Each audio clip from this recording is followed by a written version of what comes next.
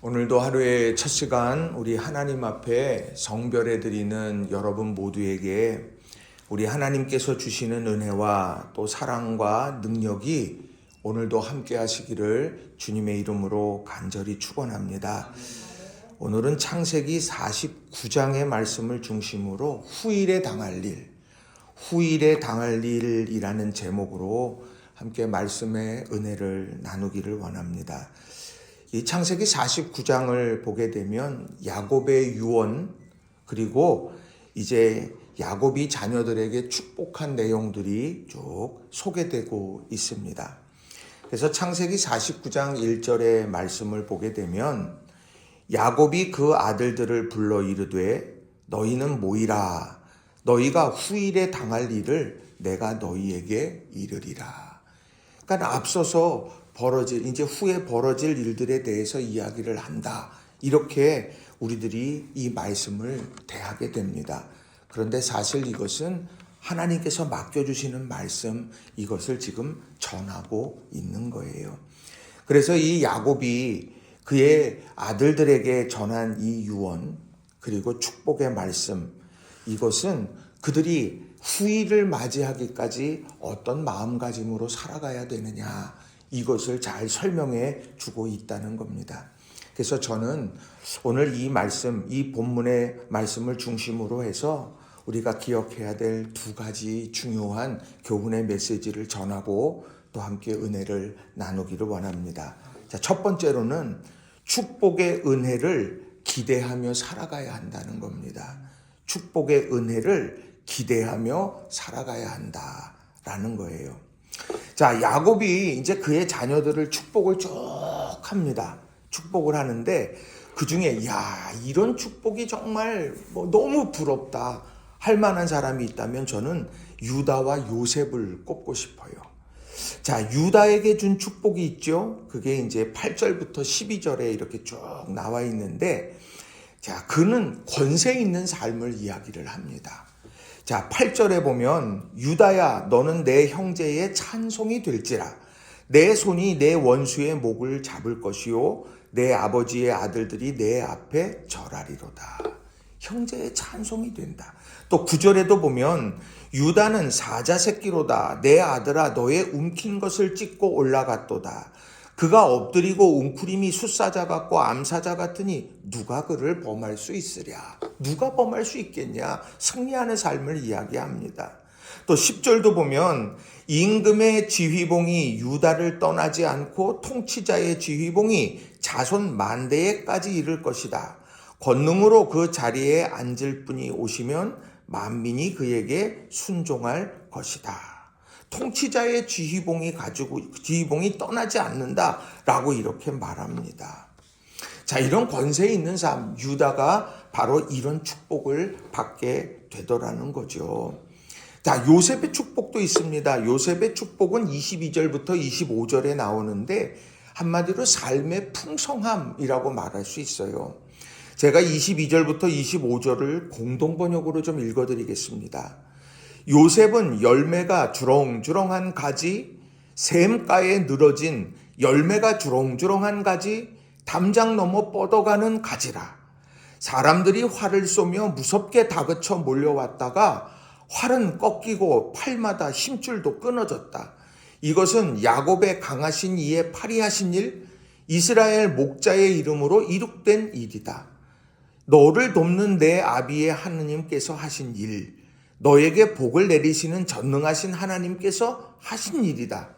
그 하나님께서 위로 하늘에서 내리시는 복, 땅속에 숨겨두신 지하수의 복, 젖가슴과 태에서 솟아나게 하시는 복, 이삭과 꽃을 피우시는 복, 태고적 산맥에서 흘러내리시는 복, 영원한 언덕에서 쏟아내리시는 풍성한 복, 이런 복을 요셉의 머리에 뭇 형제들 가운데서 뽑힌 요셉의 정수리에 내리시기를 비노라.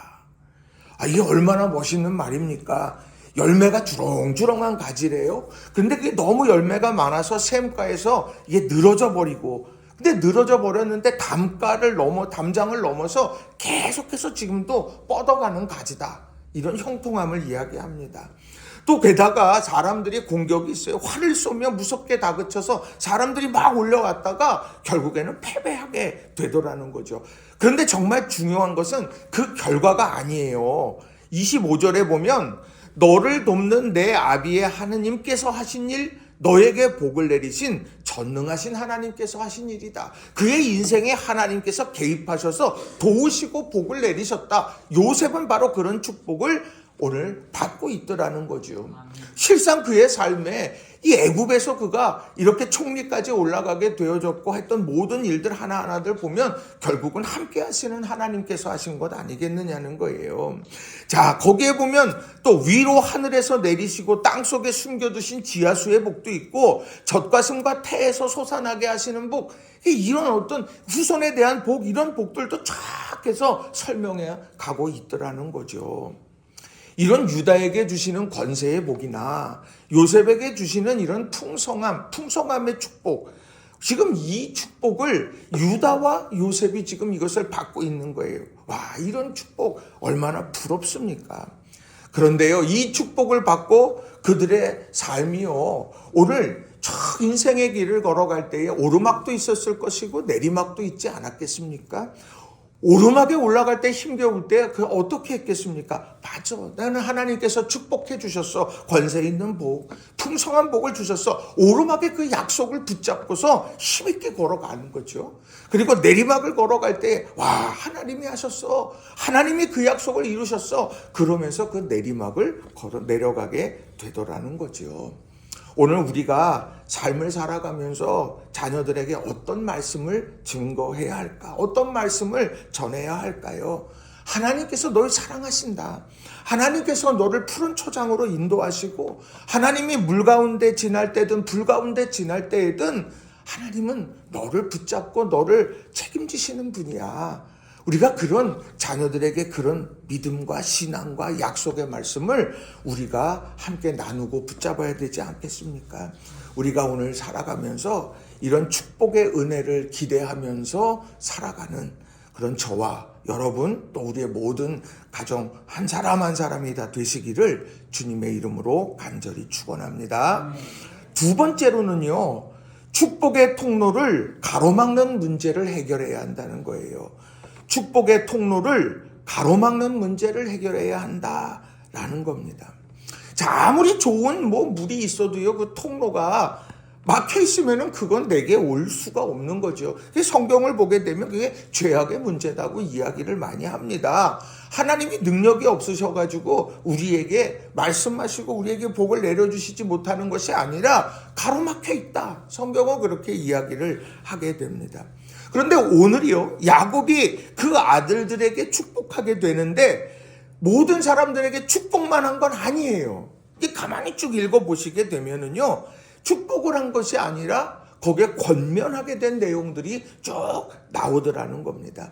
자, 인생의 마지막에 자녀들에게 정말 애정어린 유언 아니겠습니까? 그 유언의 내용들을 보게 되면 루벤과 시므온과 레위, 단, 대표적인 사람들이 지금 이 사람들이 나오고 있어요. 자, 루벤은 어떻습니까? 자, 루벤에 대해서는 3절과 4절이에요. 제가 세 번역으로 읽어드립니다. 루벤아, 너는 나의 맏아들이요, 나의 힘, 나의 정력의 첫 열매다. 그 영예가 드높고 그 힘이 드세다. 그러나 거친 파도와 같으므로 또 내가 아버지의 침상에 올라와서 내 아버지의 침상을 더럽혔으므로 내가 으뜸이 되지는 못할 것이다. 자, 여기에 보게 되면 이 르우벤에 대해서 말을 합니다. 르우벤에 대해서 그가 얼마나 영예가 드높고 그 힘이 드센가, 그 장자로서 갖게 되어지는 그런 의미, 이런 것들을 이야기합니다. 그런데 중요한 건 그러나 거친 파도와 같으므로, 그리고 내가 아버지의 침상에 올라와서 내 아버지의 침상을 더럽혔기 때문에 내가 으뜸이 되지는 못할 것이다, 이렇게 말해요. 자, 물이 끓음같이, 개역개정은 그렇게 말해요. 세번역은 거친 파도와 같다, 이렇게 말하고요. 공동번역은 터져나오는 물줄기 같다. 이게 르우벤의 정욕의 문제에 대해서 이야기를 하고 있다는 거예요. 아버지의 침상에 올라와서 아버지의 침상을 더럽히는 일을 자행했어요. 그가 계획한 게 아니에요. 그냥 그의 마음에 이 정욕의 끓음, 그걸 제어하지 못하게 되니까 결국 그렇게 자신이 그런 위풍이 월등하고 권능이 탁월했지만 으뜸이 되지 못하게 되어 버렸다. 이렇게 이야기합니다. 이게 정죄일까요? 아니요. 너가 그거 조심해야 되는 거야. 오늘 네가 살아가면서 오늘 앞날에 나는 이제 하나님 품에 안기겠지만 야곱이 그런 마음이에요. 루벤아, 너 이거 조심해야 돼. 지금 이 얘기를 하는 거예요. 이거 해결해야, 이걸 조심해야, 그래야 내가 축복의 통로 그것이 열리는 거야. 지금 이 이야기를 하는 거예요. 시므온과 레위는 어떻습니까? 이들에게는 혈기에 대한 얘기를 또 해요. 5절부터 7절에 나오는 말씀인데 제가 공동번역으로 읽어드립니다. 시므온과 레위는 단짝이라 칼만 잡으면 사나워져.